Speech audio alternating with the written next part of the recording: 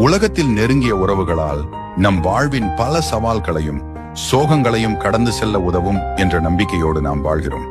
ஆனால் அந்த நெருங்கிய உறவில் நம்பிக்கை துரோகம் நிகழ்ந்தால் அது மனதின் அடித்தளத்தை உலுக்கிவிடும். இதனால் தான் பலர் எதுவும் தேவையில்லை என்ற மனநிலைக்கு தள்ளப்பட்டு விடுகிறார்கள். இது இயல்பானது. ஆனால் இந்த நிலை நீடிக்காமல் அதை ஒரு புத்துணர்வாக மாற்றிக்கொள்ள வேண்டும். நமக்காக நாமே உறுதியாக நிற்க வேண்டும். நம்பிக்கையை இழந்ததால் வாழ்க்கையை நிறுத்திவிட முடியாது. அது நம்மை வலிமையானவர்களாக மாற்றும் ஒரு பாடமாக இருக்க வேண்டும். நம்பிக்கை துரோகமான வாழ்க்கையின் கடைசி அத்தியாயம் அல்ல, அது ஒரு புதிய அத்தியாயத்தின் தொடக்கம்.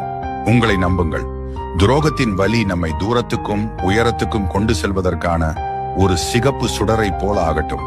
முடிவில் நெருங்கிய உறவின் நம்பிக்கை துரோகம் உங்கள் வாழ்க்கையை மாற்றுகிறது. ஆனால் அதை நீங்கள் எப்படி எதிர்கொள்கிறீர்கள் என்பதில்தான் உங்கள் வெற்றி அடக்கம். உங்கள்